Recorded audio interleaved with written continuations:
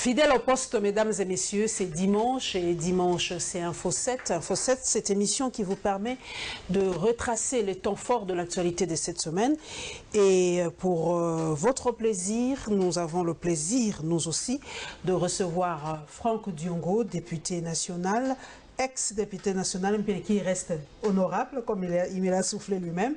Il est président de son parti, le MLP, Mouvement Lumumbiste Progressiste. Très heureuse donc de vous recevoir, Franck Diongo. Merci Paulette Kimoutou de nous avoir invités ce soir.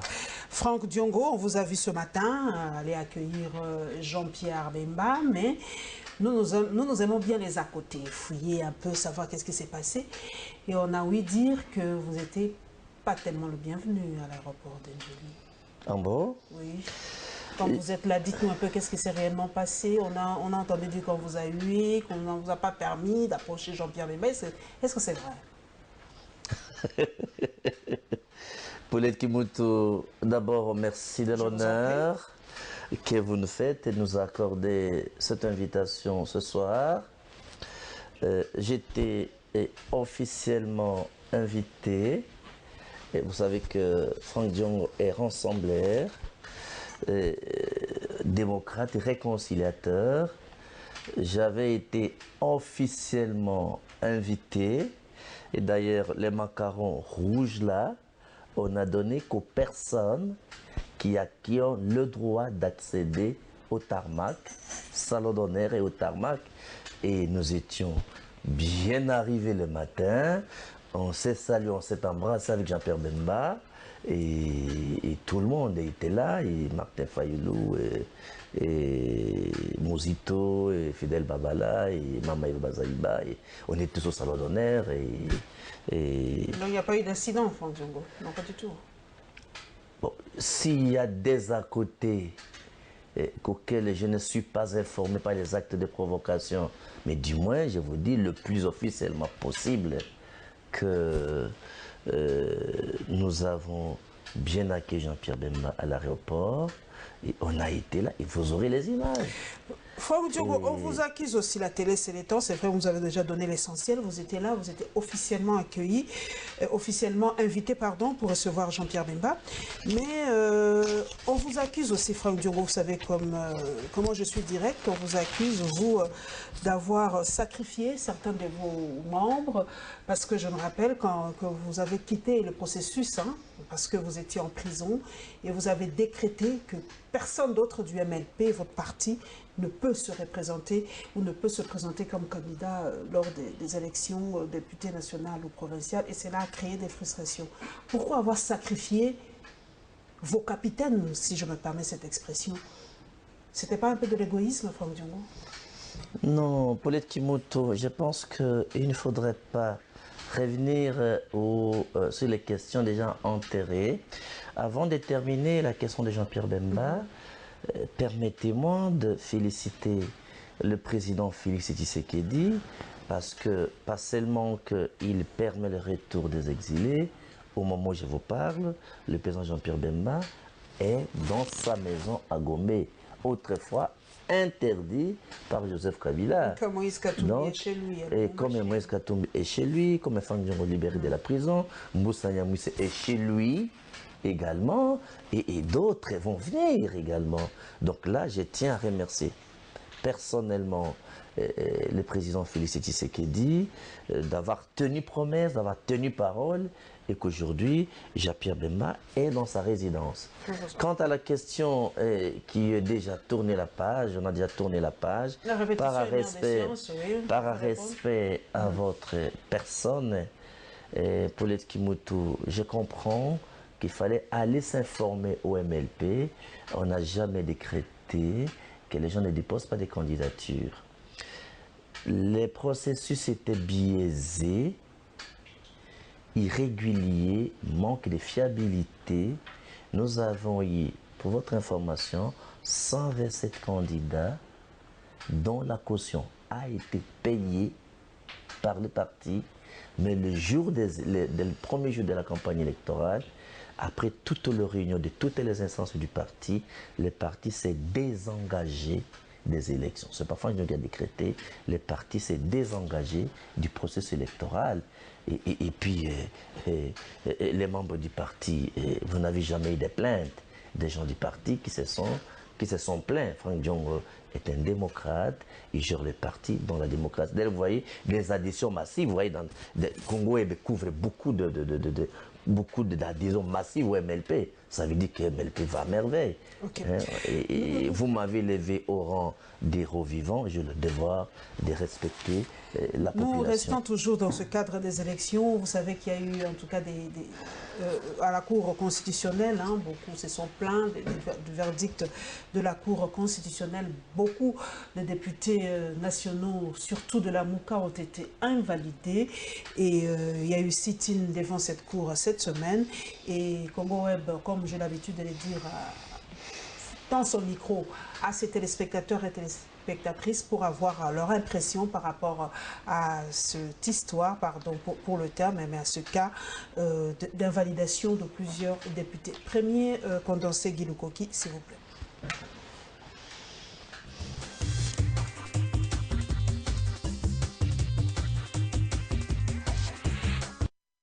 La Cour constitutionnelle, siégeant en matière de contentieux électoraux, était en audience lundi pour les cas d'invalidation des députés nationaux et sénateurs. Beaucoup de ceux que nous avons questionnés à ces sujets pensent que la Cour constitutionnelle a perdu sa crédibilité. Et c'est honteux ce que la Haute Cour est en train de faire.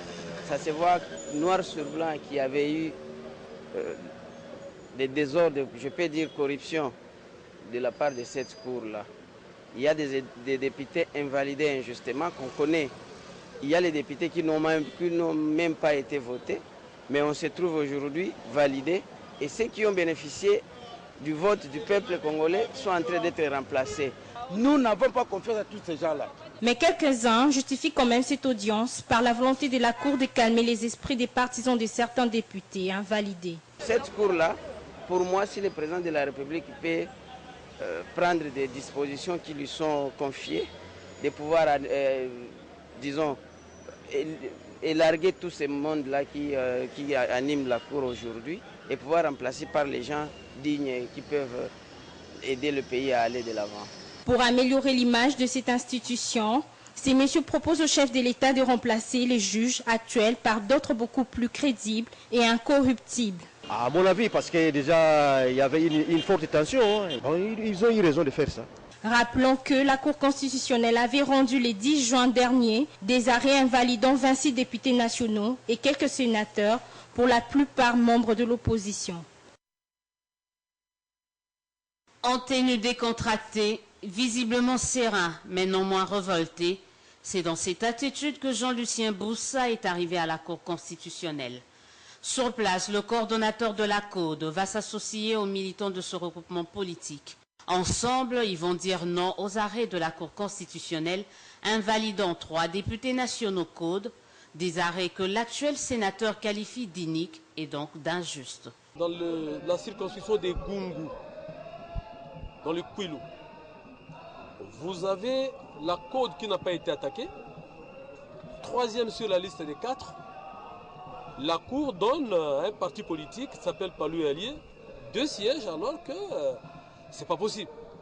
Mais pire encore, la Cour ajoute des voix alors que la Cour n'a pas fait le recomptage des voix. Tout le monde le sait. 2e cas, ville de Zongo, circonscription unique. Le premier élu de là avec 2254 voix, c'est le député CODE. La Cour vient de proclamer avant-hier une dame qui a fait 45 voix. Pour Boussa, au-delà du fait que la procédure n'a pas été respectée, ces récents arrêts de la Haute Cour contiennent plusieurs erreurs matérielles, d'où ces recours introduits par CODE. Cette plateforme voit également d'un bon œil l'instauration d'une chambre spéciale afin de réexaminer tous ces cas. Nous exigeons, nous la CODE, que la proposition faite par le premier président de la Cour constitutionnelle à une délégation qui est passée par ici, notamment celle de mettre en place une chambre spéciale pour connaître ces cas, soit rapidement mise en place sans les juges concernés. Pour rappel, c'est en principe ce lundi 17 juin que cette chambre spéciale mise en place par la Cour constitutionnelle a annoncé sa première audience publique pour statuer sur les différents cas faisant l'objet d'un recours.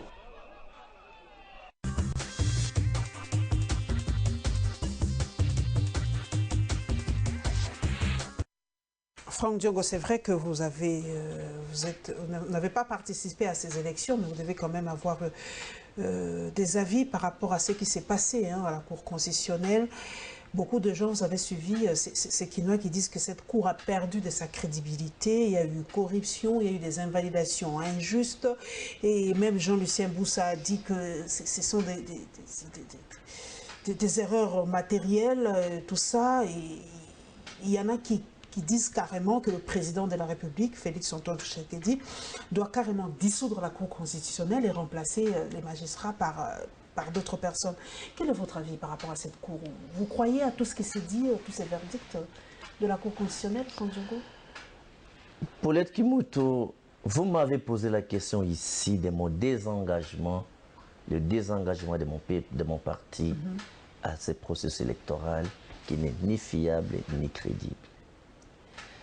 J'avais tenu un point de presse pour démontrer que toutes les institutions de la République, tel que ça a été fonctionné pendant la gouvernance de M. Kabila, chaque institution faisait sa partition pour l'intérêt de M. Kabila. Comme la CENI a fait sa partition, la Cour constitutionnelle fait sa partition. Premier élément d'analyse. Comment, lorsqu'on invalide, lorsqu'il y a 33 cas de requête, et que dans les 33 cas, ceux qui perdent les procès, les 33 sont de l'opposition. Les 33 qui gagnent, c'est de FCC. Comment cette coïncidence-là? C'est après que, parce qu'on a décrié qu'il y a maintenant quelques cas de FCC après. Qu'est-ce qu'il faudra noter? C'est qu'il y a un commanditaire, il y a un schéma, il y a des injonctions qui ont été données par M. Kabila. Est-ce qu'aujourd'hui, il a encore la force est-ce qu'il a encore le pouvoir? C'est que vous voilà dites pourquoi, là, voilà c'est que M. Kabila pèse encore dans ce pays, il a encore un mot d'ordre à dire dans ce pays, dans les institutions. Voilà pourquoi j'avais dit, dans mon point de presse, parce que Franck Diongo est la première génération des invalidés en 2006. Je suis de la première génération. Ah, vous avez été invalidé en 2006? Moi, j'étais quatrième. Tout ce que les gens racontent là, moi, j'étais quatrième sur 900 candidats. À Lukunga, je n'étais pas le dernier. C'est comme j'étais premier en 2011. Mais j'étais quatrième, mais j'étais invalidé. J'ai eu 11 personnes qui avaient moins de voix que moi. Les gens n'avaient pas compris. Et je suis allé jusqu'à Genève pour l'être Kimoutou. Et j'ai gagné les procès contre l'État congolais. Donc, les invalidations actuelles ne sont que politiques pour vous. Pas seulement politique. D'abord, la Cour constitutionnelle, il n'y a rien de judiciaire. C'est une cour politique. Le chef de l'État doit changer cette cour là. Alors, il faut vous dire que non. D'abord, les arrêts, ce n'est même pas le problème des arrêts matériels qu'il faut voir. Les arrêts ont été rendus hors délai. Moi, je vous parle comme le législateur. Les 60 jours, c'est un délai impératif. Rendre avant les 60 jours, c'est illégal. Rendre après les 60 jours, c'est illégal. Lorsqu'on rend une décision après le délai, qu'on appelle en droit le délai préfixe, il y a conclusion du délai. C'est-à-dire, ce délai préfixe, on ne peut pas l'allonger, on ne peut pas l'écourter, on ne peut pas le suspendre. Comme solution. Mais la Cour a dit par rapport à cette question qu'il y a eu trop de requêtes. Nous n'avons pas prévu une disposition intermédiaire et dans la Cour que s'il y a beaucoup de requêtes, vous avez un délai d'autant qu'il faut ajouter. Il n'y a pas. Le législateur a été carré. Le délai impératif, il faut l'expliquer. Est-ce qu'on va te dire, parce que quand tu conduis ta voiture, parce que tu es ivre, tu tues quelqu'un? Non, excusez-moi, parce que j'étais ivre. Non. Il n'y a pas d'excuse, c'est une loi. Il tombe, nous n'avons pas une république des juges ou des magistrats. La seule solution, c'est qu'il faut décréter la non-exécution de tous ces arrêts. Parce qu'un arrêt rendu pour l'être Kimoutou hors délai, c'est un mort-né, c'est un avortant, c'est inopérant. Un arrêt rendu hors délai ne peut pas produire pour l'être Kimoutou des effets juridiques. Aller dans l'approche des erreurs matérielles, c'est tomber dans les pièges de la Cour. Parce que c'est illégal, c'est irrégulier. Un arrêt rendu hors délai, c'est un avorton, c'est un mort-né. Un mort-né n'a pas de vie. Ne peut pas produire des effets juridiques. Le président de la République, pour ma part, doit révoquer ces magistrats. Le magistrat, il y a une jurisprudence pour l'être Kimutu. Mouzé Kabila a révoqué 315 magistrats. Je me rappelle quand il est... Aujourd'hui, il y a des compositions qui sont accusées de corruption. On sait ce qu'ils ont fait. Dans la composition, nous avons 9 juges de la Cour constitutionnelle. Le président de la République a 3. Il peut révoquer d'abord les juges qui viennent de sa compétence. Il y a 3 qui viennent des ordres de cours et tribunaux, des conseils supérieurs de la magistrature. Il peut demander au conseil supérieur de la magistrature de renouveler le mandat. Il aura 6 sur le 9 parce qu'il y a l'Assemblée qui en va 3 autres. Le Parlement qui en va 3 autres. Donc c'est possible de remplacer... C'est la seule solution. On ne peut pas maintenir une telle cour. C'est la justice qui élève une nation. Voilà pourquoi Fang Diongo a décrié aujourd'hui ces invalidations, donne raison à Fang Diongo. Il faut décréter la non-exécution de l'ensemble de ces arrêts. Parce que c'est irrégulier et illégal. C'est pas le combat de Martin Fayulu, la vérité des urnes, c'est pas ça? Ou c'est... Martin Fayulu est dans autre chose. Est-ce que c'est pas ça la vérité des urnes? Parce que beaucoup pensent que la vérité des urnes c'est seulement pour la présidence de la République, mais la vérité des urnes c'est aussi pour les députés, c'est pour les sénateurs. C'est un combat juste, non, la vérité des urnes? Parce qu'on y est là pour avoir la vérité des urnes. Je pense qu'il faut poser la question à Martin Fayulu ou à ses membres. Mais s'il faut comme scientifique répondre, aujourd'hui, la vérité des urnes est irrationnel et utopique. Ça ne cadre même pas avec la réalité aujourd'hui.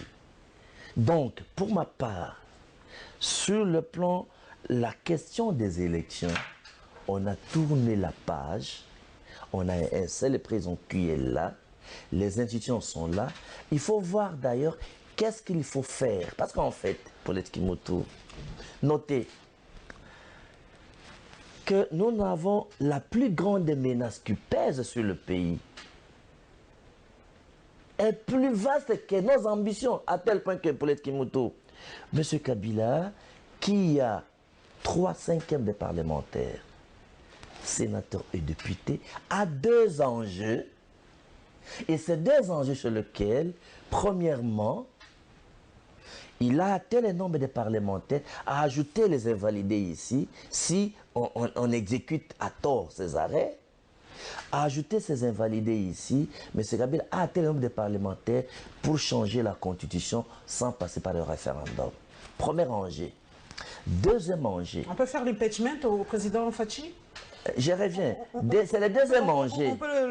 C'est le deuxième enjeu. Le deuxième enjeu, c'est faire passer une fausse accusation de haute trahison pour destituer le président de la République. Mais laissez-moi vous dire que le peuple congolais ne permettront jamais que M. Kabila change la constitution ou qu'une fausse accusation contre Félix Tshisekedi. Mais vous l'avez dit, il a le nombre requis pour faire passer cela. Ça, c'est le cache, la Mouka n'a pas compris cela avant. Moi, je te dis que la menace qui pèse sur le pays et notre avenir est plus vaste que nos ambitions. Et l'incarnation de cette menace, c'est M. Kabila. Donc, l'intérêt des Congolais aujourd'hui, c'est de faire dégager M. Kabila et déboulonner le système tel que le président de la République l'a dit. Vous vous appelez vous-même rassembleur, vous vous appelez rassembleur. Dans cette logique-là, vous êtes proche de Fachi, vous êtes proche de tout le monde. Est-ce qu'on ne pouvait pas faire en sorte que ces 2 forces puissent se rencontrer et combattre M. Kabila? Parce que c'est lui la menace réelle, même s'il est partenaire de Cash aujourd'hui, même s'ils font coalition, mais à vous entendre, c'est lui la menace aujourd'hui. Est-ce qu'on ne pouvait pas rassembler ceux qui faisaient l'opposition, la force de l'opposition, être une et déboulonner ce système? Parce qu'en fait, seul avec le nombre de députés qu'il a, il ne pourra pas. Non, non, la solution ne viendra pas des institutions. Le président Félix Tshisekedi a la signature du Congo. est soutenu par l'ensemble du peuple congolais, M. Kabila ne fera pas face. De deux, au niveau de la réconciliation nationale, j'avais demandé, et j'ai agi dans cela, avant de rentrer, de revenir à la messe d'action de grâce d'aujourd'hui, dont je salue les évêques et tous les organisateurs, d'avoir prié pour la paix et pour que Dieu bénisse le Congo. J'avais commencé par aller à Jean-Pierre Bemba. C'est pour vous dire que comme vous m'avez vu aller vers Martin Fayoulou, c'est comme vous m'avez vu parler avec Mosito. Donc je parlais bien avec tout le monde. Mon problème, c'est que nous devons nous réconcilier, faire un bloc. Tous ceux qui ont combattu Kabila doivent se réconcilier à un bloc uni face à M. Kabila. Aux menaces qui viendront. Aux menaces qui... M. Kabila est la seule menace contre nous tous. Okay. Donc, j'agis dans ce sens-là des rassembleurs, des démocrates et des réconciliateurs. Parce que la vérité est là, pour les Kimutu, la vérité est là si nous continuons avec les plaintes des élections passées. M. Kabila changera la constitution, M. Kabila va sous-prendre le président et on n'aura que les yeux pour pleurer. Voilà, c'est cette expression que j'allais dire, on n'aura que nos yeux pour pleurer. Aujourd'hui, je vous mets à défi, M. Kabila ne sera pas capable, avec ces institutions, de défaire Félix Tshisekedi ou de changer la constitution. Nous restons toujours dans la présidence, à la présidence de la République, où le président de la République a eu tête-à-tête avec la SENCO. Et comme vous le savez, cette mesure qui a fait plaisir aux militaires congolais, c'est la gratuité des soins médicaux par rapport aux militaires congolais. Guy Lukoki, s'il vous plaît, deuxième condensé.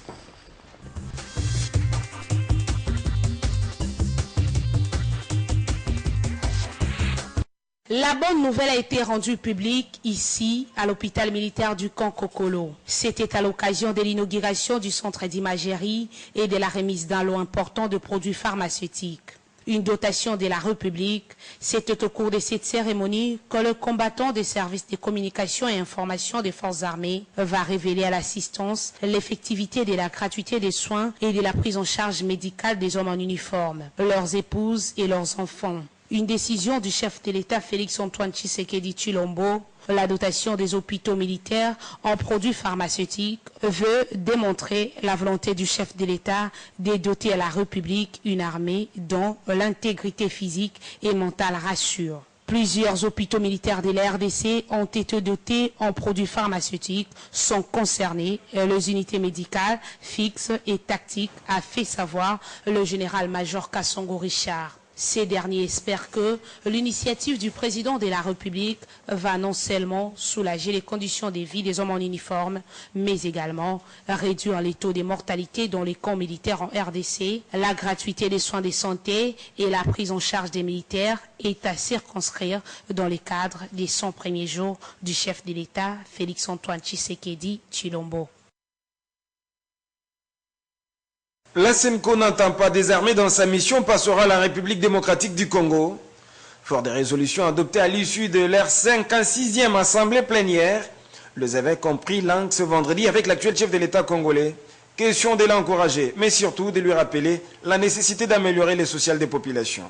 Échanger avec le garant de la nation, le président de la République, son Excellence M. Félix Tshisekedi Tshilombo, pour l'encourager pour les avancées significatives qu'on a notées, mais aussi pour échanger avec lui sur les situations préoccupantes de manière un peu assez profonde et sincère. Et à l'occasion, ils lui ont remis un mémorandum pour lui. Félix Tshisekedi est bel et bien informé de la situation. De quoi espérer, souligne Abbé Donatien Cholet. Dans sa réaction, il regarde dans la même direction. Dans sa réaction, il a fait comprendre aux évêques, comme les évêques, ils veulent le changement. Tant que le social du Congolais ne sera pas amélioré, c'est le principal souci des évêques, dit qu'il ne dormira pas en paix. Près de 6 mois après la passation civilisée du pouvoir au pays, la situation sociale ne semble pas décoller. L'opinion nationale attend avec impatience la publication du gouvernement sous le nouveau régime.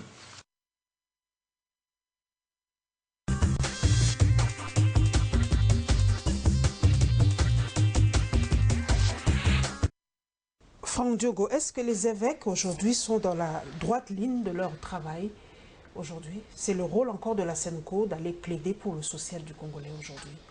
Vous savez que je suis catholique. Vous aussi, vous êtes catholique, Paulette Kimutu.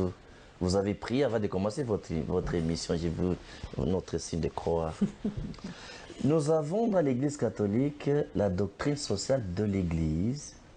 L'Église ne peut pas ignorer le social de la population. L'Église qui est partie rencontrer son Excellence le Président de la République pour essayer de plaider, d'abord reconnaître les avancées significatives. L'abbé Chollet l'a dit. Ça, c'est important. Aujourd'hui, même si on est de mauvaise foi, il faut être vraiment de très mauvaise foi pour ne pas reconnaître qu'il y a des avancées. Je viens de vous dire qu'aujourd'hui, Jean-Pierre Bemba va dormir dans sa maison, ce que Kabila n'a jamais accepté. Donc, je pense que l'Église est dans son rôle de rappeler l'intérêt du peuple congolais. Et d'ailleurs, le président Tshisekedi disait le peuple d'abord. Et la population rappelle au président Félix Tshisekedi que papa a dit le peuple d'abord. Et là, je crois que vous avez dit la situation de la gratuité des soins de santé dans les hôpitaux militaires. C'est une façon d'améliorer le social du militaire, en fait. Mais c'est parmi les éléments. Amener la solution au problème épineux pour les Kimoto, de se faire soigner avec un mauvais salaire. Parce que les Congolais ont un problème de chômage, de sous-paiement, de mal-paiement et de l'impaiement. Et lorsqu'un militaire, ses enfants, lui-même, sa femme, sa famille, se soignent aux frais de l'État, même à l'époque de Maréchal, ce n'était pas comme ça. C'est la première fois. Il faut féliciter et encourager les évêques ont vu quand même quelques avancées significatives, mais bon, ils disent que le social, on ne sent pas encore les changements. Et beaucoup disent que c'est parce que le président de la République n'a pas encore un gouvernement. Franck Duro, qu'est-ce qui cloche pour qu'il y ait ce fameux gouvernement? Est-ce que c'est encore la faute au président Kabila qui met sa mauvaise foi pour qu'il n'y ait pas ce gouvernement? Ça fait déjà 6 mois, depuis le mois de janvier. Aujourd'hui, nous allons faire le mois de juillet. 6 mois sans gouvernement. D'abord, je ne suis pas porte-parole de la République. Je ne suis pas membre de l'UDPS. OK? Je ne suis pas membre de son cabinet. Mais en tant qu'analyste, qu'est-ce qui cloche? Mais moi, je soutiens le président de la République. Je ne ferai pas l'opposition à Félix Tshisekedi. Je le soutiens et tout le monde le sait. Ça fait 3 mois que j'avais dit. Mais s'il faut analyser très objectivement, qu'est-ce qui cloche? Comme chercheur sur la question congolaise et comme politique du Congo, c'est clair, je vous avais dit qu'une démocratie et une dictature ne peut pas faire une coalition. C'est porteur de germes, c'est un mariage porteur de germes de crash. Aujourd'hui, il n'y a qu'un seul chef de l'État qui est Félix Tshisekedi. S'ils sont en coalition, la majorité, la présidentielle ou parlementaire, le chef de cette majorité, c'est Félix Tshisekedi. Il n'y a pas de centre d'impulsion. Il n'y a pas de centre de décision. Mais quand ils vont à Kingakati, là-bas, c'est leur autorité morale. On a l'impression même qu'ils font allégeance à leur autorité morale qui est Kabila. On a vu les images. Dernièrement, il a appelé les sénateurs. Ils sont allés là-bas. Donc, on a l'impression, c'est vrai, vous allez peut-être dire que c'est faux, mais on a l'impression qu'il y a 2 centres d'impulsion dans ce pays. Faux ou vrai? Je viens de vous dire qu'il n'y a pas des centres de décision. Les gens se trompent. Il n'y a pas des centres d'impulsion. Il n'y a qu'un seul président qui est Félix Tshisekedi. Si le FCC ne prend pas conscience que M. Kabila n'a plus la signature du Congo, ils ne vont s'en prendre qu'à eux-mêmes. Franck Diogo, est-ce que la Senko a tourné le dos à Martin Fayulu? La vérité des urnes, le combat pour la Senko est terminé aussi? Toutes ces questions, je vous ai dit que moi, je n'ai pas participé aux élections. Je ne peux pas contester une élection dont mon parti n'a pas participé. Je suis rassembleur et réconciliateur. Je ne crois pas au combat de la vérité des urnes. J'avais dit à mon frère Martin Fayulu, je l'avais répété aujourd'hui à l'aéroport, je ne crois pas au combat de vérité des urnes. Il faut chercher une alternative beaucoup plus pragmatique, beaucoup plus réelle et réaliste. Franck Diogo, aujourd'hui, il faut une solution. La seule solution, c'est quoi? Il faut une réconciliation dans la classe politique. Un autre dialogue? Une réconciliation. On a un président qui est là. Nous devons réfléchir. Et ce dialogue, s'il y a un échange, forme de réconciliation, table ronde, ce n'est pas pour parler de l'élection passée. C'est pour voir le futur. C'est pour discuter sur le futur. Les élections passées, c'est fini. Ok. Donc on ne peut plus revenir sur la question de vérité des urnes. J'aime bien parce que l'histoire nous dicte un peu ce que nous devons faire pour l'avenir. Je vous ai vu en Moniré, qui est le symbole de feu Papa Étienne Tshisekedi, et beaucoup d'ailleurs comparent un peu le combat de Martin Fayulu au combat d'Étienne Tshisekedi. Comme vous le savez, Étienne Tshisekedi croyait à sa victoire jusqu'au bout. Il a dit que c'est lui qui avait gagné. Il l'a cru jusqu'au bout. Pourquoi vous dites à Martin Fayulu aujourd'hui, c'est vrai qu'une comparaison n'est pas raison, mais aujourd'hui vous dites à Martin Fayulu que son combat est inutile, mais pour Étienne Tshisekedi, personne n'avait dit à un moment que le combat d'Étienne Tshisekedi était inutile, parce que lui croyait qu'il était élu président en 2011, si je ne me trompe pas. Non, non, je n'ai pas dit que le combat de Martin Fayulu est inutile, parce que je respecte l'opinion des uns et des autres. Okay. Je suis mal à l'aise comme réconciliateur, comme rassembleur, que tu focalises les questions sur une des personnalités concernées ou des personnages concernés dans la réconciliation. Face au devoir de vérité et devoir de conscience, et le respect que j'ai aux journalistes, parce qu'on n'arrange pas des questions avec les journalistes, j'ai dit et je le répète, que continuer la vision du combat de vérité des urnes dans l'optique... est contre-productif. Est contre-productif. C'est utopique, c'est illusoire. C'est irrationnel. Aujourd'hui, Félix Tshisekedi ne quittera pas l'asséchage des présidents de la République pendant la mandature de 5 ans. Quel que soit ce qu'on va dire. Donc ça ne vaut pas la peine de perdre. C'est comme Kabila est resté. Deuxième chose, aujourd'hui, les irrégularités des élections n'ont pas eu seulement à la présidence de la République, y compris au Sénat, à l'Assemblée provinciale et à l'Assemblée nationale. Donc, il y a beaucoup d'anomalies dans le processus électoral. C'est pourquoi, globalement, le seul parti qui a raison au processus électoral, c'est le MLP de Franck Diongo, qui s'est désengagé. Maman, 127 candidatures, c'est 127 000 $ qui ont été payés. Quel est ce parti qui va payer 127 000 $ et il se désengage des élections? S'il y a un parti qui doit critiquer les processus, c'est le MLP.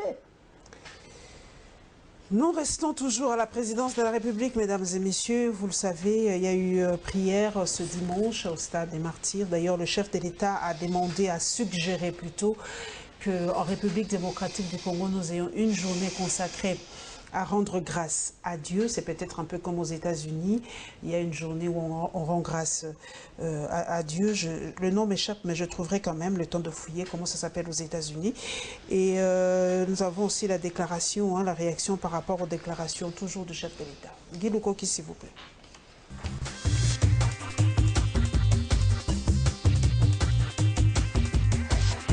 Je ne veux pas trop parler aujourd'hui. Prévu pour le 22 juin au stade de Martyrs, la prière pour la nation, selon la révélation divine à l'apôtre Solange Mujinga, se voit décalée d'un jour, au motif répondre aux besoins de l'image de l'unité souhaitée par la famille présidentielle, qui voudra voir les organisateurs de journées de prière du 22 et 23 juin conjuguer leurs énergies ensemble dans une seule journée. Tango ekoki na ngonga oke na kutana na mama na biso première dame, ayebisinga ke bino boza église, bokoki kosala te le 22 na le 23. Bosangana Bosala eloko wana journée moko. L'occasion pour le pasteur Jacques Mbala Chilombo de saluer l'esprit d'ouverture et la maturité dont l'apôtre Solange Mujinga a fait montre. Nous bénissons le Seigneur pour cette sensibilité dont fait montre nos mamans à pouvoir viser un peu plus haut l'intérêt de Dieu. Une prière de délivrance pour le pays, la RDC, qui ne doit aucunement faire l'objet de mauvaises interprétations de la part des politiciens. Pasteur Christian Moukoma lève l'équivoque. Papa Jean-Pierre Bemba, c'est un citoyen congolais. Nous, on est en train de prier pour la nation congolaise, il est congolais. On ne peut pas faire quelque chose pour l'empêcher. D'autant plus qu'il est congolais, on a prié pour lui, pour qu'il soit libéré. C'est aussi pour lui, pour ses bienfaits. Donc il doit aussi rendre grâce à Dieu, ce n'est pas pour étouffer, mais c'est pour donner tous gloire à notre Dieu. En effet, au lieu de 2 jours de prière au stade de Martyrs, le rendez-vous est pris pour le dimanche 23 juin à partir de 8 h. Lors d'un entretien avec le président de la Banque africaine de développement mardi dernier à Kinshasa, le chef de l'État a donné les grandes lignes des réformes à entreprendre dans le cadre de son quinquennat. Félix Tshisekedi évoque l'importance de travailler sur la mentalité de l'homme congolais qui a un grand impact sur la mise en œuvre de toutes les autres réformes. Fanfan Moubenga estime que si le gouvernement congolais emploie des méthodes efficaces et des moyens appropriés, il peut arriver à changer la mentalité du Congolais. En moins de 5 ans même, on peut changer. C'est question de le vouloir. Cela dépendra de qui contribue à faire changer, de comment on le fait, et avec quels matériaux, avec quels instruments on contribue à faire changer les mentalités. C'est possible, même en moins de 5 ans. Ces chefs des travaux à l'IFASIC pensent que le changement des mentalités réduira les antivaleurs qui minent la société congolaise, telles que la corruption. Corruption et autres tares, tout cela relève de la déformation psychologique intérieure de la personne. Lorsque on est en mesure d'être sûr que la personne peut être modifiée positivement, qualitativement, tout peut arriver. La corruption peut baisser parce que la personne a compris que voici le bien, voici le mal. Pour rappel, le président de la BAD est arrivé à Kinshasa le lundi 17 juin pour une visite officielle de 4 jours en RDC. Cette visite s'inscrit dans le cadre d'un panel sur le développement du secteur privé.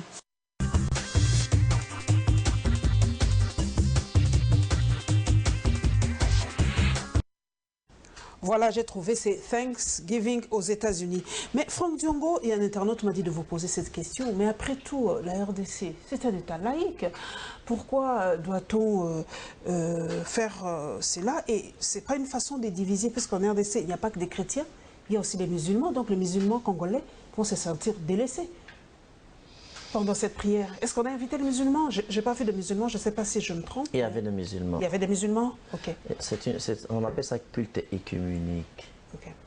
D'abord, il faut noter une chose, qu'en droit, ce qui n'est pas interdit est permis. Est-ce qu'il y a un article de la Constitution qui interdit ce qu'on appelle culte écuménique, y compris pour le pays? D'ailleurs, dans la prestation des serments, dans beaucoup d'articles, on a parlé de Dieu dans la Constitution de la République. Il est vrai que l'État congolais est laïque, mais nous avons inséré des concepts quand on a rédigé la Constitution. Là, je vous parle comme co-rédacteur de la Constitution. Vous trouverez que ce soit en préambule, que ce soit à l'intérieur, que ce soit prestation des serments, on fait allusion à Dieu. Ok. Donc, ce n'est pas illégal, ce n'est pas une infraction que le président de la République soit là quand les chrétiens ou les croyants prient pour le Congo. Que ce soit une initiative des serviteurs de Dieu, que ce soit la demande du président de la République, on ne peut pas polémiquer en toute situation. Même de prier, les gens veulent les polémiquer, non. Il n'y a aucune violation. Le monde a l'essence éthique et morale. Nous avons besoin des valeurs spirituelles auxquelles nous sommes attachés. Nous avons besoin qu'on prie pour la paix. Je crois qu'une prière d'action de grâce est nécessaire pendant la turbulence de notre pays. Le processus électoral nous a fracturés, nous a divisés. Un peuple non réconcilié, même si vous avez n'importe quel programme économique, politique, vous n'allez pas faire quelque chose d'important. Bref, sa cohérence, on ne peut pas avoir la cohésion. Donc cette prière va faciliter la cohérence nationale, aboutir à une réconciliation nationale. Sans réconciliation, on ne pourra rien faire. La réconciliation, c'est le ciment de notre société. Il faut encourager des initiatives. Vous avez suivi le chef des travaux, Fanfan Moubenga, qui a donné son point de vue par rapport aux propos du chef de l'État, qui a dit que tout doit commencer par le changement de mentalité du Congolais. Est-ce que le mal du Congolais, c'est le Congolais lui-même, Franck Diongo? C'est vrai que nous prions. pour un pays vraiment qui prie la RDC, je crois que doit être la première. Mais quand on voit le mal, les antivaleurs qui ont pris vraiment racine en République démocratique du Congo, on se demande si nos prières arrivent à Dieu. Parce qu'il y a la corruption, Fanfa Moubenga l'a dit, il y a la corruption, il y a la concussion, il y a le vol, il y a tout ce qui se passe de mal en République démocratique du Congo. Comment pour vous, Franck Diongo, des moyens pratiques pour que le Congolais puisse changer de mentalité? Qu'est-ce qu'il faut faire? Non, la solution, ce n'est pas les changements de mentalité. Je m'oppose à lui. La solution, c'est la gouvernance intègre. C'est ça, ça passe par le changement de mentalité, la gouvernance intègre, c'est-à-dire pour que les citoyens soient un citoyen correct, tu lui donnes une gouvernance correcte. C'est dire, quand on va au Japon, par exemple, au Japon, pour être Kimoto, les Japonais gèrent le bien public comme le bien sacré. C'est comme ça au Japon. En ce qui concerne le Congo, la campagne de changement de mentalité, c'est comme les gens qui disent les règles de bonne gouvernance. Ce n'est pas la bonne gouvernance qui peut aider le pays à aller de l'avant. Sur la gouvernance intègre, on n'observera jamais les règles de bonne gouvernance si soi-même ne pas intègre. C'est ça le changement. C'est ça, le président l'a dit, il faut un changement de mentalité. Si soi-même n'est pas intègre, donc... Ce sont nos comportements qui impactent. Il faut transformer, donc c'est la transformation. Ce n'est pas le changement, c'est la transformation. Il faut transformer les Congolais dans son tout. C'est très fort, c'est un travail qui va prendre beaucoup. Il faut les transformer dans sa manière de manger, dans sa manière de s'habiller, dans sa manière de tout faire, dans sa politique. Je vais vous donner un exemple. Quand tu veux t'enrichir, on ne vient pas en politique, il faut aller faire des affaires. Les gens pensent que venir à la politique, c'est chercher du travail, c'est chercher à s'enrichir. Non. Avec 10 000 $ de salaire comme député, qui ne se tuera pas pour être député. Donc, la situation de Congolais changera avec la gouvernance interne. Et là, nous exhortons le président de la République de tenir compte de la gouvernance interne. Et l'impunité aussi, Franck Diongo, il faut punir aussi les coupables, les responsables de certaines fautes, parce qu'on a l'impression ici que ceux qui volent, ceux qui font ce qui n'est pas bien, ne sont pas punis, ils sont libres. Et pourtant, vous avez fait presque 2 ans, 3 ans en prison. Hein? Oui, Paulette Kimoto, c'est la justice qui élève une nation. Donc, et là, le président de la République doit procéder à des réformes sérieuses sur la justice, sur la CENI, sur la Cour constitutionnelle et ailleurs, de sorte que ces réformes puissent permettre au pays de décoller. Parce qu'en fait, Paulette Kimoto, nous sommes un peuple menacé, d'une part. D'autre part, le progrès est en panne. Comment décoller, faire décoller le progrès, d'autre part, et détruire la menace. Donc les Congolais doivent connaître la mission de notre génération. Qu'est-ce que nous devons faire pour que notre génération ne trahisse pas notre mission, où nous puissions accomplir notre mission? Voilà pourquoi maintenant, pour ma part, nous devons être unis, d'une part détruire la menace et d'autre part également faire décoller les progrès par une gouvernance intègre, en nous alignant en fait, en alignant les Congolais avec ou derrière le président de la République. Mon émission étant interactive, une internaute m'a dit de vous poser cette question. Franck Diongo, est-ce que votre soutien au nouveau chef de l'État, ce n'est pas une façon de faire un appel de pied pour être nommé ministre ou être nommé dans les entreprises ou ambassadeurs ou quoi? Est-ce que vous n'attendez pas votre part du gâteau en soutenant ainsi bec et ongle le chef de l'État? Paulette Kimoto, ça me surprend que vous me posez une telle question. C'est une internaute qui m'a dit de vous poser. Première chose. Nous regardons aussi par rapport à ces gens-là. Première chose. Franck Diongo est le seul Congolais auquel, quand vous ramenez son grand combat à un petit poste de ministre, c'est désacraliser sa lutte. Il est le seul Congolais qui a combattu 3 chefs d'État. Aujourd'hui, j'étais le dernier prisonnier politique de Maréchal Mobutu. Je n'ai jamais accepté d'être ministre de Maréchal Mobutu. Je suis sorti le 17 mai de la prison. J'ai combattu Laurent Désiré Kabila, qu'on a relégué Tshisekedi au village. Franck Dionga était en prison aussi également chez Mosé Kabila. C'est Gareton des Nations Unies qui m'a libéré. C'est la mort du jeune Maël qui m'a libéré, qui a permis ma libération le 17 mai. Aujourd'hui, quand les gens sont partis négocier à la SEMCO, c'était le partage du pouvoir. Je refusais. Là-bas, là, on est parti pour partager le pouvoir. Je refusais. Aujourd'hui, qu'est-ce qu'on peut me donner pour l'Eskimoto? Vous étiez témoin quand j'ai annoncé qu'on va organiser une fausse flagrance où on va me tuer le 19 décembre 2016. Qu'est-ce on pouvait me payer pour que j'accepte de mourir? On a cassé la prison. J'avais 15 gardes du corps. Toutes les femmes sont sorties. Les mineurs sont sortis. 5000 personnes sont parties. Je suis resté en prison. Désacraliser le combat d'un GA, minimiser, ramener au niveau d'un poste, c'est cracher sur les mots. J'ai fait perdre 12 combattants sont morts le 19 septembre. Quel est ce parti dont les gens sont morts comme ça? À part l'UDPS. Quel est ce parti de l'opposition, à part l'UDPS, dont le 19 septembre 2007, 12 personnes sont mortes. On a bombardé mon bureau. Diomi Dongala est dehors. Depuis 2001, Kabila nous a consultés pour être ministre. Je n'étais pas sur la vidéo Dongala. Là, il y a déjà 18 ans. Quand vous ramenez le combat d'un géant à un poste, c'est vraiment être les gens, excusez-moi, ils réfléchissent. Tu vois? Et Félix Tshisekedi, quand il m'a libéré de la prison, qu'est-ce que je lui ai donné pour qu'il me libère? Pour qu'il me nomme ministre, je dois parler. Donc tous ceux qui ne parlent pas ne veulent pas être ministres. Donc, raisonnons pas l'absence que le faux est vrai, que c'est ça la démarche. Tous ceux qui ne parlent pas là, parce qu'ils ne veulent pas être ministres, donc il faut celui qui parle qui deviendra ministre.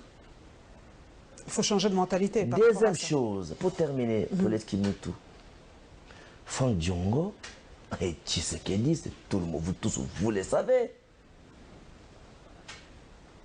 Hein? Ce n'est pas aujourd'hui. Je suis le seul aujourd'hui opposant qui a rencontré plus de 15 chefs d'État avec Tshisekedi le père, tout le monde sait. Donc, il faut pas que je vous dise, si je commence à vous expliquer ici, peut-être on va dormir. Nous allons... Alors, donc, il faut dire à celui qui vous a écrit que le mal informé, il faut pas désacraliser le combat de celui qui a sacrifié sa vie, sa jeunesse pour le pays. Et que vous avez vous-même consacré le lever au rang des héros vivants. Nous allons à l'Assemblée provinciale de Kinshasa où nous allons avoir une mise au point de cette institution et le point de presse de la nouvelle société civile.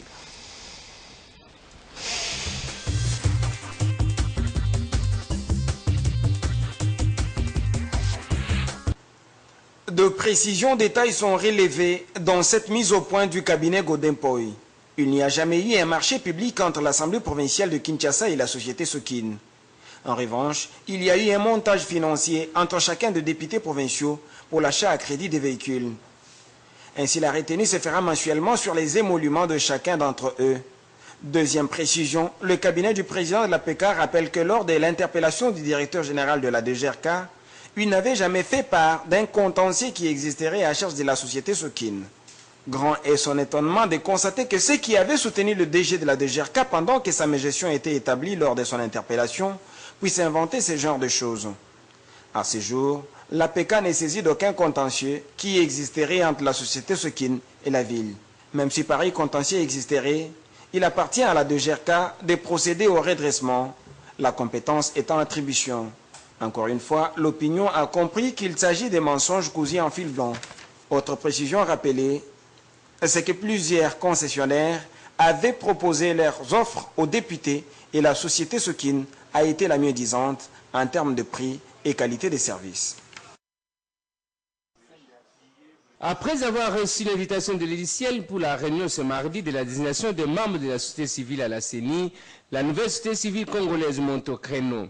Son coordonnateur dénonce le caractère informel de l'édiciel. Il nous revient de constater que la nouvelle société civile congolaise y a été conviée à cette réunion alors qu'elle n'a jamais été et ne sera jamais membre de cette structure controversée. La nouvelle société civile congolaise fixe l'opinion qu'elle ne cautionnera jamais cette tentative de s'arroger le droit collectif au nom de tous par une structure de circonstances sans mandat ni qualité. Jonas Tchombela a indiqué que la désignation des membres de la CENI n'est pas l'affaire de la société civile de Kinshasa, mais plutôt celle de la RDC. La désignation de membres de la société civile à la CENI n'est pas l'apanage de la seule société civile de Kinshasa. Les collègues de province doivent impérativement être associés à cette démarche. La nouvelle société civile congolaise promet son soutien aux candidats issus d'un processus démocratique. La nouvelle société civile avertit l'opinion publique qu'elle apportera son soutien qu'au seul candidat issu d'un processus transparent et démocratique qui bientôt sera organisé par les structures qualifiées à l'issue des consultations et concertations engagées depuis avec les acteurs majeurs. La nouvelle société civile congolaise renseigne qu'elle ne sera pas ceux qui ont torpillé le processus électoral de 2018 se remettre en service, passant pour des donneurs de leçons.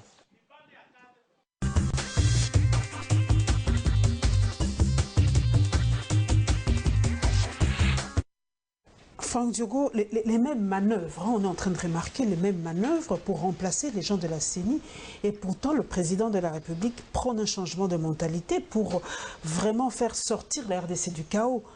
On a l'impression qu'il y a encore des magouilles pour placer les gens dans la nouvelle CENI qui doit prendre le. D'accord, Paulette Kimoto, je reviens avec votre permission, votre indulgence. L'Église catholique est maintenant qui soutient Félix Tshisekedi, donc ils veulent des postes également. Les Américains, les Français qui soutiennent Tshisekedi veulent des postes également. L'Union africaine qui lui a donné un poste de vice-président cherche des postes également. Peut-être des marchés, on ne sait jamais. Tu vois, oui, on cherche des postes également. Donc c'est ça, il ne faut pas banaliser. Tout réduire à ça. En fait, la question de la société civile, pour moi, la question des désignations des membres de la CENI, on ne peut pas traiter avec une telle légèreté. J'encourage Tchombela de dire qu'il faut un processus démocratique. Mais il faut aller très loin. Pour ma part, il faut faire la réforme de la CENI. La réforme de la loi, modalité de désignation. La loi électorale. La loi, mais pas seulement la loi électorale, la loi qui organise la CENI. Okay.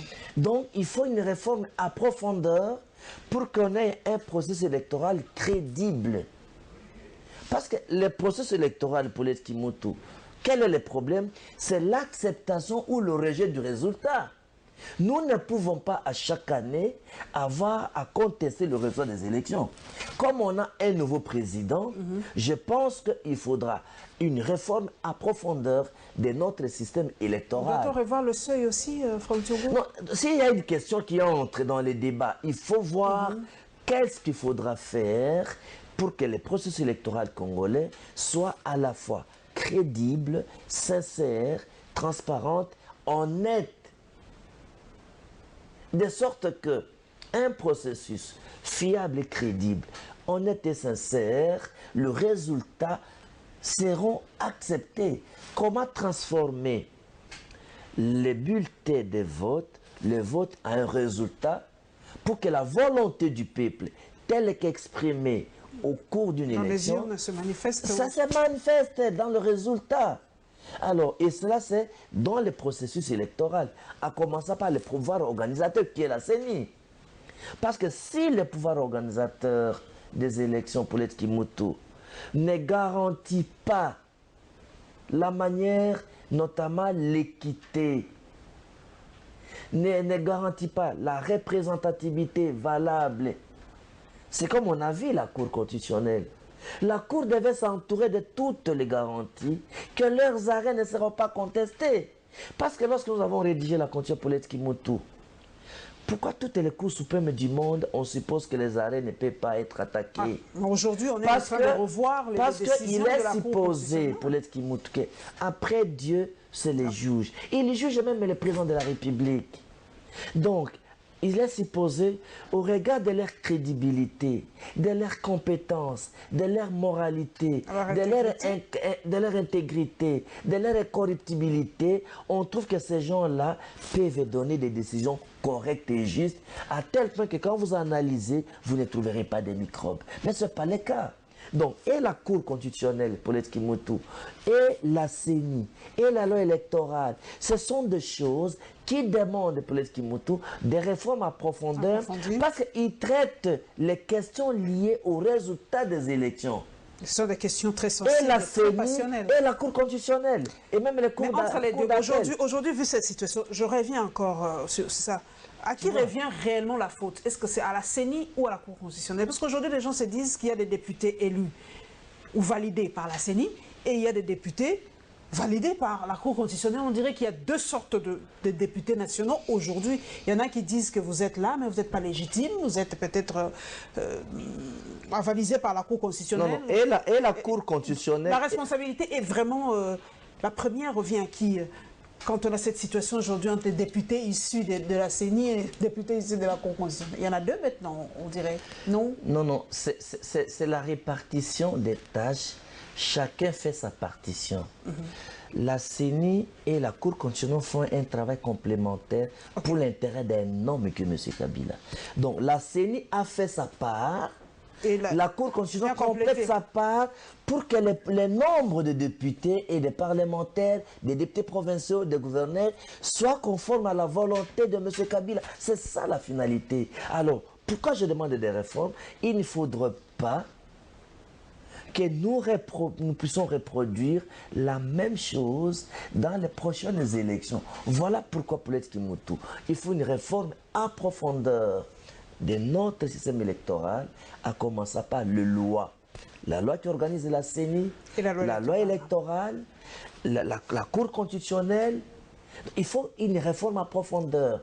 Donc, ce ne sont pas deux, mais chacun fait sa partition pour accomplir la volonté. L'Assemblée provinciale de Kinshasa, par rapport à ces dossiers, y a-t-il un montage financier? Qu'est-ce qui s'est passé avec toutes les dettes là? On peut pas on a poursuivi Roger Ntingi, mais qu'est-ce qui s'est passé aujourd'hui pour que... Je viens de suivre avec vous, Paulette Kimoto. Je n'ai pas beaucoup de détails. Mais le président de l'Assemblée provinciale, c'est un pasteur que je connais personnellement. Godin Poyi, il fait bien son travail, selon vous? Avec qui j'ai beaucoup de respect. Je ne suis pas son directeur de conscience, mais il a une réputation d'un homme intègre. Il a une réputation d'un homme. Et d'ailleurs, c'est difficile qu'un député de la majorité du côté de M. Kabila, qui fait un travail qu'il fait, il faut le féliciter. Et je le félicite le plus officiellement possible. Ok. Donc il fait du bon travail. Parce que les informations à notre possession, que je ne suis pas vérifiées, font état que la ville a beaucoup de dettes partout. Ils ont hypothéqué mais le revenu. Je n'ai pas de détails. Il faut mener de recherche. Mais c'est ce que les Congolais disent. Et c'est ce qui veut dire que ce n'est pas la ville qui est engagée, par exemple, dans ces cas-là. Les différentes assemblées provinciales, dans l'Assemblée provinciale, à travers les députés, ils ont fait, les députés provinciaux ont fait les montages. Et ils ont laissé la dette maintenant à la ville, alors que réellement, il n'y a pas un engagement direct. C'est ça qu'il a expliqué. Il n'y a pas un engagement direct, mais la dette revient à l'Assemblée provinciale. Donc, tout ça, il doit voir un peu clairement c'est quoi. Donc, il faut poser la question, je crois, à un député de l'Assemblée provinciale ou au président de l'Assemblée provinciale, Godin Poyi, pour avoir beaucoup plus de détails. Mais je le salue en passant. Il fait du bon travail jusque-là. Voilà, nous allons aller à l'est de la République.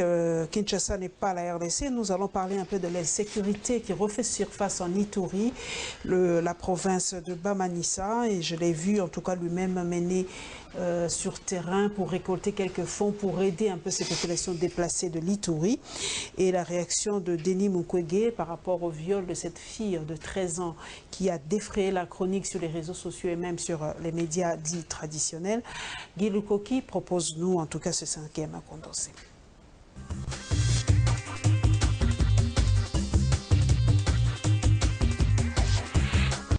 Des hommes non autrement identifiés ont tendu le soir du lundi une embuscade à une suite des sujets chinois exploitant d'or au sud de Bunia dans les territoires d'Imuru sur la nationale numéro 27.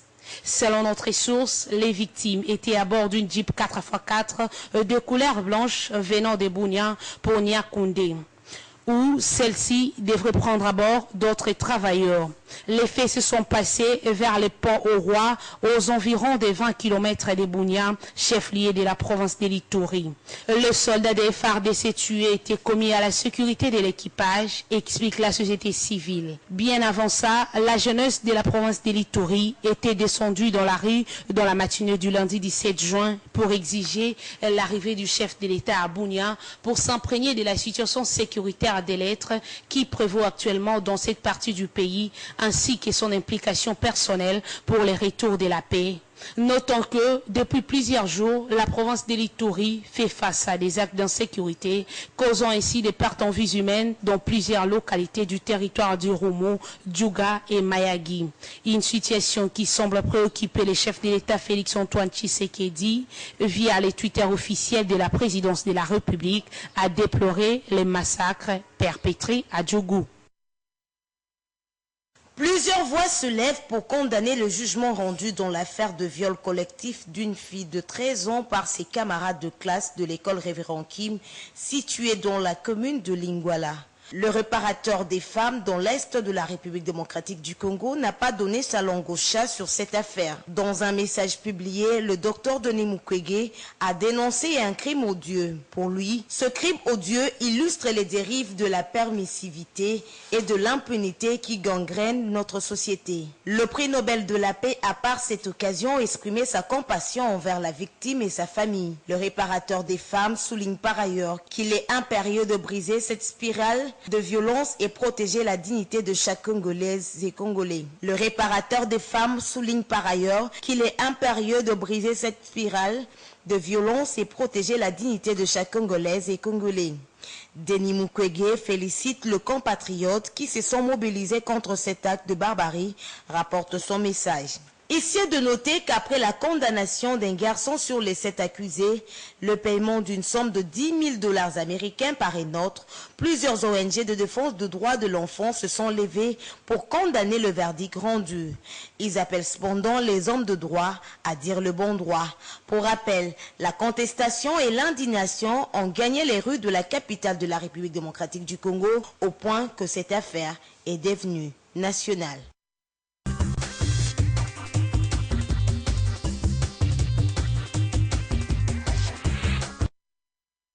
Franck Diogo, nous avons suivi le reportage de notre consoeur. La population de Bunia voudrait l'implication personnelle du chef de l'État par rapport à la situation à Irumu, à Magui, à Djougou. Il y a trop de morts. Ça ne finit pas. Chaque jour, si nous devons mettre une minute de silence, je crois qu'on fera 355 jours en RDC sans parler. Alors, on se pose la question. Le chef de l'État, c'est vrai, pendant la campagne, moi je reviens toujours, avait promis d'installer son QG, s'il est élu, à l'Est de la République. 6 mois après, c'est vrai, on dira qu'il n'y a pas de gouvernement, mais cette population se sent un peu abandonnée. Est-ce vrai ou faux, ou le chef de l'État a déjà agi? Est-ce que vous avez des nouvelles que le chef de l'État a déjà agi pour impulser ou changer cette situation dans l'Est de la RDC? Je pense que n'étant pas, comme je vous ai dit, je ne suis pas son porte-parole, je ne suis pas son membre de son cabinet, mais comme un politique, comme un citoyen, comme intellectuel, ma petite contribution à ce niveau, permettez-moi de présenter d'abord mes condoléances aux familles éprouvées et ma désapprobation de ce qui s'est passé à l'est du pays. La question sécuritaire, c'est une des priorités inscrites dans les programmes, dans la vision du président Félix Tshisekedi.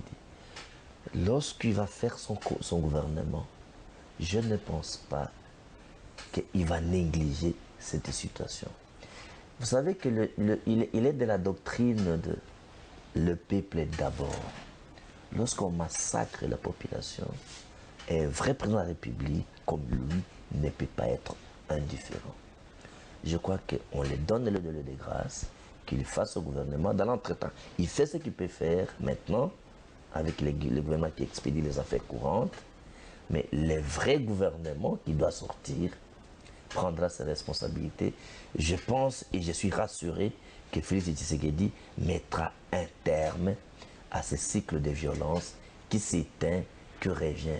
Parce qu'en fait, la crise congolaise, j'ai déjà publié sur la crise congolaise, c'est une crise cyclique, hein? Ça s'éteint, ça revient, ça a une facette géostratégique, géopolitique, vous allez voir dans sa donne.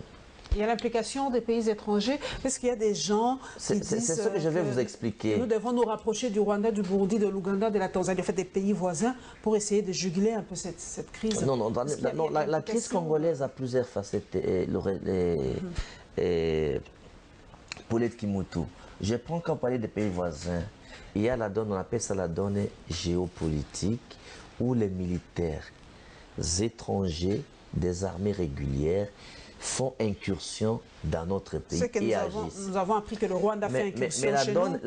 La donne géostratégique, par exemple, la crise dans la facette géostratégique, ce sont les multinationales qui financent les groupes armés pour exploiter les minéraux. La facette crise de décomposition de la société, c'est les tueurs de ficelles qui se battent pour, bien entendu, la balkanisation du pays. Donc la crise congolaise donc a plusieurs facettes qui demandent une approche intelligente et pragmatique pour mettre un terme au cycle de violence et à la décomposition de l'État et de notre société. Ça demande une grande intelligence pour amener la réponse et la recette. Et c'est depuis 2003 que j'ai publié sur la crise congolaise.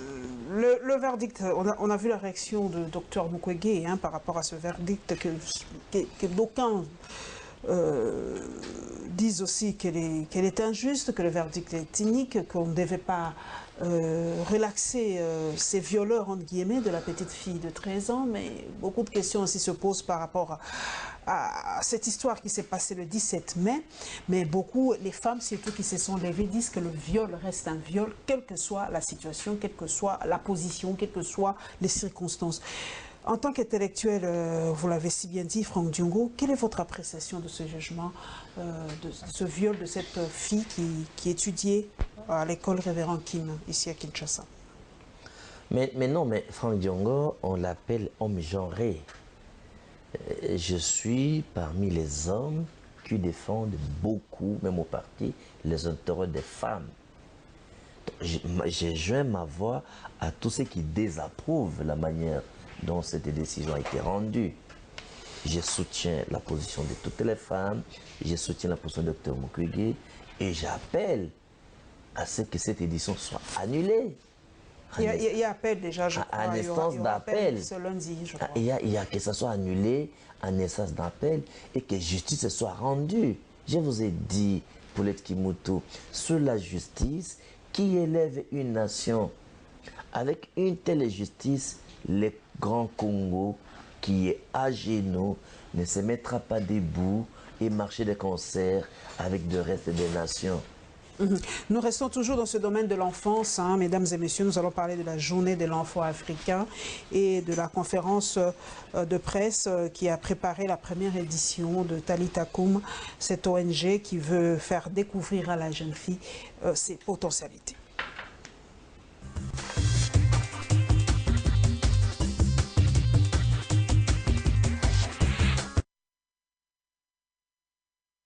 La journée de l'enfant africain ne peut pas passer inaperçue dans la capitale congolaise. À marge de celle-ci, CHP Agency, une agence humanitaire évoluant en République démocratique du Congo, a fait des dons ce week-end aux malades de l'hôpital Kalembelembe. Un acte qui ne laissera indifférent, malades comme garde-malades. Merci. Merci vraiment. Merci Christiane na biloko tomoinde bomemeli biso boye ko rendre biso visite na kati hôpital entre sali biso pe moi bien pour continuer kala boye na besika nyote. Les perspectives de CHP à Djansi devront s'étendre aux autres personnes vulnérables, rassure sa présidente Christelle Pembe. Par rapport au thème, ça allait de pair avec cette action. Voilà pourquoi nous avons choisi l'hôpital Kalembelembe. Et prochainement aussi, nous allons penser aux orphelinats et nous allons faire encore plus que ça. Voilà pourquoi nous sommes très contents de passer ce bon moment avec ces enfants. A noter que le monde entier célèbre le 16 juin de chaque année la journée de l'enfant africain, en mémoire de nombreux enfants massacrés en 1976 à Soweto, en Afrique du Sud. La première édition Jeunes filles et potentielles met en exergue les valeurs de la jeune fille. Cette rencontre prévue pour le 23 juin est l'initiative de l'ONG Talita Kumi. Sa coordonnatrice revient ici sur l'objectif de sa structure. Nous voulons que la jeune fille congolaise puisse prendre conscience de talents et des potentiels que Dieu lui a donnés. Dieu qui a créé la jeune fille a fait en sorte qu'elle ait des talents et des potentiels qui pourront l'aider, rien qu'avec ça, à évoluer et à exceller, à trouver une position dans la société. L'éducation de la jeune fille reste cependant parmi les priorités de cette ONG qui voit le jour à Kinshasa. L'éducation pour la jeune fille au Congo, c'est vraiment parmi les choses qui nous tiennent à cœur. Au Canada, par exemple, j'ai des personnes, je dirais des enseignants qui forment des jeunes filles qui sont déjà volontaires à faire le chemin avec nous. Comment faire adhérer les filles quinoises à la vision de Talita Kumitong? Nina Shekina Zo répond. Il y en a qui sont déjà sur le terrain, ça fait des années, des ONG. J'ai eu pas mal de contacts, on va essayer de travailler ensemble. Et aussi, comme je disais, on aimerait faire un reportage. C'est sûr qu'on ne va pas aller tout seul, on ne connaît pas vraiment le point. Donc ça sera avec nos frères et sœurs d'ici. On va y aller, on sera sur le terrain, ça se passera comme ça se passera. Si ça sera le porte-à-porte, on va le faire. Talita Kumitong, déjà opérationnelle au Cameroun et au Canada, va s'étendre dans les tout prochains jours dans d'autres provinces de la RDC, a déclaré Nina Shekinanzo. Ici est de noter qu'après 23 ans passés en dehors de la RDC, Nina Shekinanzo vient d'éveiller les potentiels de la jeune fille à travers cette ONG.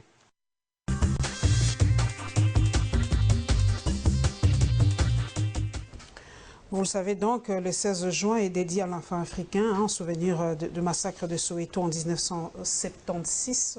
J'ai encore les images en tête.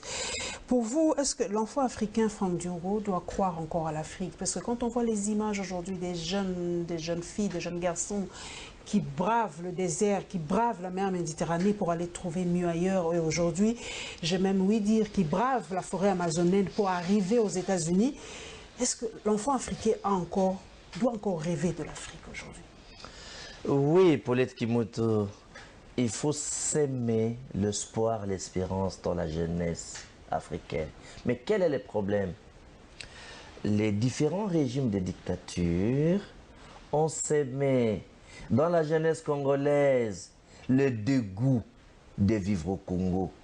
Si tu prends en général la jeunesse africaine, le dégoût de vivre en Afrique.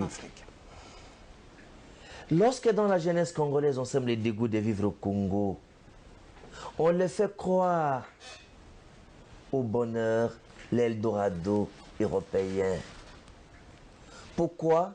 Parce que la jeunesse africaine, les différents régimes de dictature ont ignoré les besoins de la jeunesse et préparent la jeunesse africaine à devenir l'imbécile de demain. En ignorant les besoins de la jeunesse, en ne leur donnant pas pour les Kimutu, même du travail.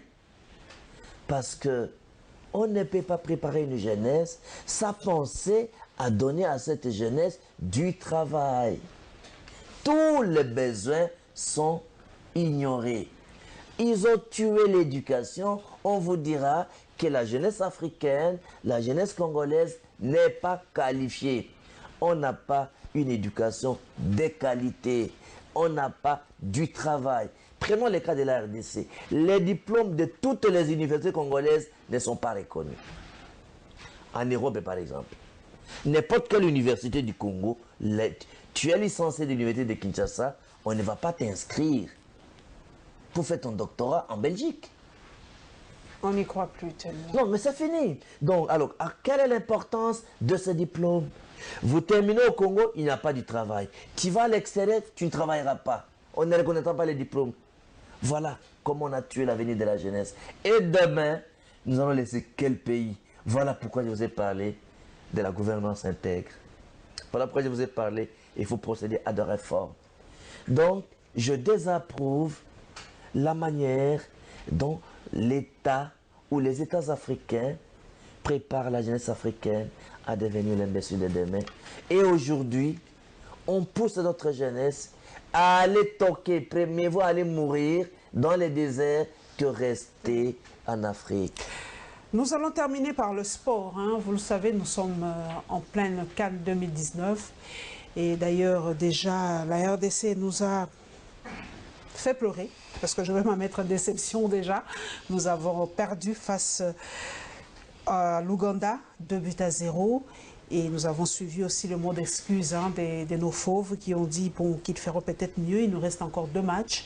Nous espérons que les léopards de la RDC nous feront encore une fois plaisir, parce que nous ne sommes pas allés là-bas pour être des figurants. Et que je sache, aujourd'hui, il n'y a plus de petite équipe. Ne soyez pas complexés, n'ayez pas ce complexe de supériorité. Vous avez été battu par l'Ouganda, qui est un si petit pays footballistique.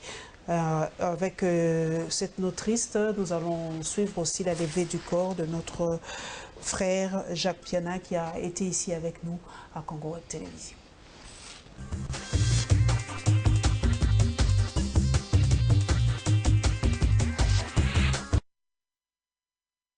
Ibenge nous a fait qualifier difficilement. En faisant les analyses, ici on était bâti avec l'équipe d'Ouganda et de Zimbabwe, nous a gagné ici au stade des Martyrs. On est parti là-bas pour faire le nil. Tout ça, ça montre un peu, on peut dire quoi, la limite. L'équipe est un peu limitée, c'est le staff technique qui est un peu limité. Ibenge vient de jouer sans un meneur de jeu. Et nous nous posons la question pourquoi il a gardé Poutou au lieu de le faire jouer pour que les attaquants soient servis comme d'habitude. Mais nous venons de jouer sans un meneur de jeu et voilà les conséquences. Et aujourd'hui nous avons subi et nous sommes perdants. C'est qu'on n'a rien changé dans notre système de jeu. Ce sont les mêmes méthodes qu'on a toujours utilisées à la Coupe d'Afrique. Prenez la Guinée, prenez le Gabon, ok, et rien n'a changé, malgré le moyen 5 étoiles donné par le chef de l'État. On s'attendait à des résultats 5 étoiles, ça n'a pas été le cas. C'est le premier match, essayons de changer ce que nous pouvons changer pour attendre le 2e match et le 3e match. Vous savez, il n'y a qu'un RDC où un entraîneur peut passer toute une saison, 2018 sans gagner un match, on le laisse. Pour quel motif? La fédération gestionnaire premier de cet entraîneur le sait très bien. Okay. Laissons-lui, donnons-lui la chance. Et après les 2 matchs, on pourra faire l'évaluation.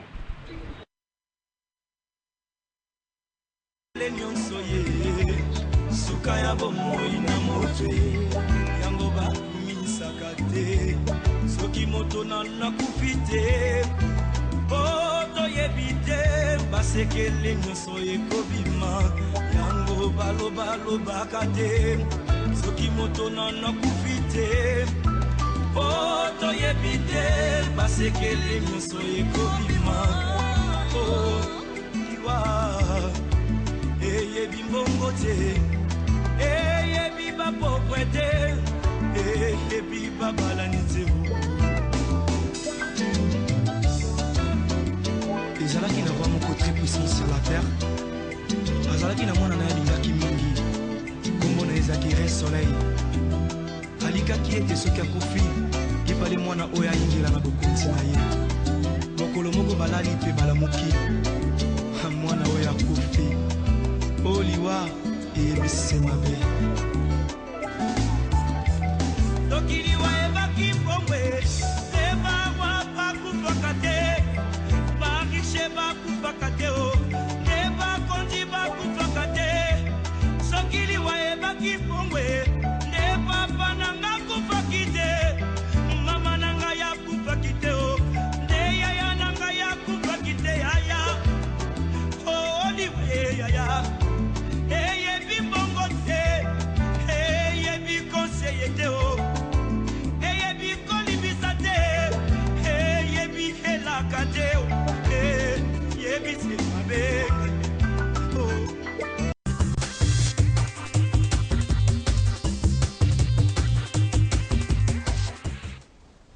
Très triste de perdre un confrère avec lequel nous travaillons ici, Jacques Piana. J'espère que la terre de nos ancêtres vous sera très très douce. Nous allons reparler des léopards. Mes condoléances à toute l'équipe de Congo Web Télévision. Ça fait très mal, mais bon, c'est la vie. Et au président Gabriel Chabani, Record lui-même. Très triste. La réaction par rapport au léopard, moi personnellement, j'ai dû prendre du Doliprane parce que j'ai eu vraiment mal à la tête face à la prestance où je ne sais pas comment les léopards ont joué leur première sortie.